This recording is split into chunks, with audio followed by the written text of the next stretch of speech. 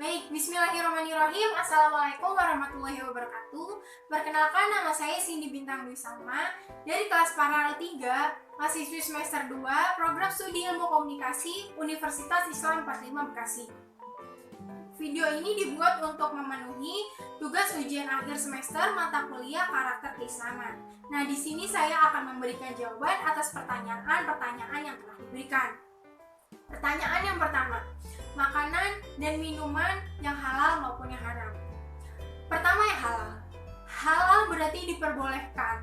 Mulai dari makanan dan minuman itu dilakukan, dipergunakan, diusahakan terbebas dari berbagai hal yang membahayakan ataupun dilarang. Makanan dan minuman yang dikategorikan halal apabila suci dari najis dan hal yang mengharamkannya. Lalu aman dan jauh dari mudarat. Lalu bersifat tidak memabukkan dan didapatkan dengan cara yang benar. Nah, sementara haram itu berarti tidak dibenarkan atau dilarang. Kategori makanan dan minuman yang haram itu kebalikan dari kategori makanan dan minuman yang halal. Nah, selanjutnya jawaban atas pertanyaan nomor 2. Poin pertama, hukum pernikahan. Hukum pernikahan di dalam Islam terbagi atas beberapa macam, yaitu wajib, sunnah, haram, makruh, dan mubah. Yang wajib itu jika pihak laki-laki dan perempuan sudah memasuki usia wajib menikah dan tidak memiliki halangan, lalu memiliki kemampuan untuk berumah tangga dan khawatir akannya terjadi zina. Lalu yang kedua ada sunnah. Sunnah itu menurut pendapat ulama, sunnah adalah kondisi di mana seseorang memiliki kemampuan dan kemauan untuk menikah, namun belum juga melaksanakannya. Selanjutnya yang ketiga ada haram. Haram itu ketika pernikahannya dilaksanakan saat seseorang tidak memiliki keinginan atau kemampuan untuk menikah, namun memaksanakan untuk menikah, jatuhnya akan haram. Yang keempat ada makruh. Seseorang memiliki kemampuan untuk menahan diri dari perbuatan zina, tetapi belum berkeinginan untuk melaksanakan pernikahan dan memenuhi kewajiban sebagai seorang suami. Yang terakhir ada mubah. Mubah itu jika pernikahannya dilakukan oleh orang yang memiliki kemampuan dan keinginan, tetapi jika tidak pun ia bisa menjaga atau menahan diri dari zina. Poin selanjutnya ada syarat pernikahan. Yang pertama, beragama Islam bagi laki-laki. Untuk yang non-muslim diwajibkan untuk beragama Islam terlebih dahulu baru melaksanakan pernikahannya. Yang kedua ada bukan laki-laki mahram bagi calon istri. Yang ketiga ada mengetahui wali akad. Dalam Islam, memilih wali sudah diatur dengan tepat dan tidak sembarangan. Allah menjadikan keluarga dari pihak perempuan seperti ayah, kakak laki-laki, adik laki-laki, paman, atau saudara laki-laki lainnya.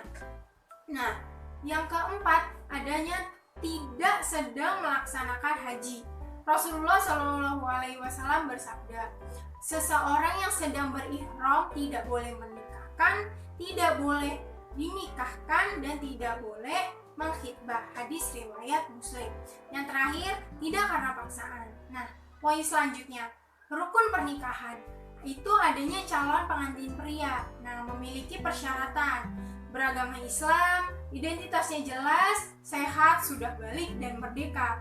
Nah, adanya calon pengantin wanita yang memenuhi persyaratan seperti beragama Islam, bukan mahram, tidak dalam kondisi terlarang, sudah balik, dan sehat. Yang ketiga adanya wali. Yang keempat, saksi. Saksi adalah orang yang menyaksikan pelaksanaan prosesi pernikahan. Dianjurkan mendatangkan 2 orang saksi, yaitu laki-laki yang memenuhi syarat sebagai saksi. Yang terakhir ada ijab qabul. Ijab qabul adalah akad yang dilakukan calon pengantin pria dan wali dalam prosesi pernikahan. Lalu poin selanjutnya ada macam-macam talak. Talak bain. Talak bain adalah talak yang dijatuhkan suami pada istrinya yang telah habis masa iddahnya. Talak bain dibagi menjadi 2, talak bain sugro dan talak bain kubro. Talak bain sugro adalah talak bain maksudnya talak yang dijatuhkan kepada istri yang belum dicampuri dan talak hulu, atau karena permintaan si istrinya ini. Nah, suami istri ini boleh rujuk dengan cara nikah lagi, baik masih dalam masa idah ataupun masa idahnya sudah habis. Nah, yang kedua ada talak bain kubro. Talak bain kubro ini adalah talak yang dijatuhkan oleh suami sebanyak 3 kali, atau yang sering kita sebut sebagai talak 3 dalam waktu yang berbeda. Talak ini suami tidak boleh kembali rujuk atau kembali menikah lagi dengan istrinya, kecuali dengan syarat mantan istri sudah menikah lagi dengan laki-laki lain, mantan istri sudah dicampuri oleh suaminya yang baru, mantan istri telah cerai dari suami yang baru, dan mantan istri telah selesai masa idahnya dari perceraian suami yang baru. Lalu jawaban atas pertanyaan nomor 3. Poin pertama, cara membentuk keluarga yang sakinah, mawadah, dan warohmah. Yang pertama itu terdapat cinta dan kasih sayang dan rasa saling memiliki yang terjaga satu sama lain. Yang kedua, terdapat ketenangan dan ketentraman yang terjaga. Lalu keikhlasan dan ketulusan peran yang diberikan oleh masing-masing anggota keluarga. Lalu ada mengelola amanah suami serta anak-anak yang menjadi amanah dari Allah untuk diberikan pendidikan dan kehidupan yang baik. Lalu adanya kecintaan yang mengarah kepada Allah dan nilai agama. Lalu ada jauh dari ketidakpercayaan atau kecurigaan antar pasangan. Selanjutnya ada mampu menjaga satu sama lain dalam aspek keimanan dan ibadah. Lalu menjaga pergaulan dalam Islam, tidak melakukan penyelewengan apalagi pengkhianatan sesama pasangan.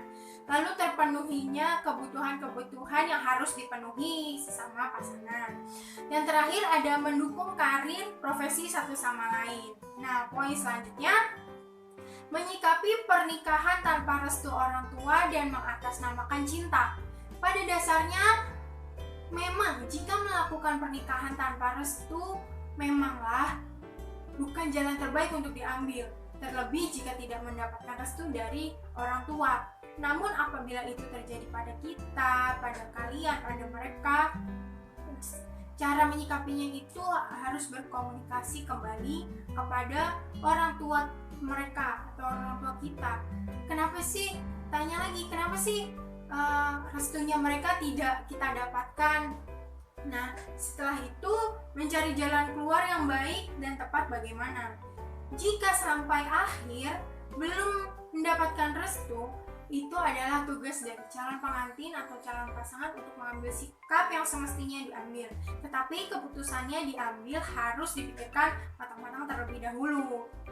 Nah, poin selanjutnya ada faktor meningkatnya angka perceraian di tengah pandemi.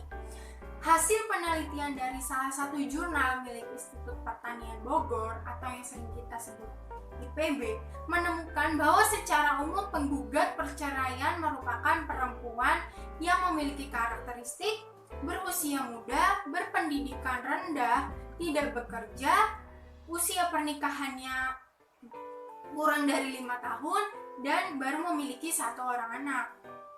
Nah, faktor yang melatar belakangi pasangan suami istri bercerai adalah karena faktor ekonomi. Namun ada juga yang melakukan perceraian atau penggugat cerai ini karena mengalami kekerasan psikis. Nah, faktor selanjutnya itu,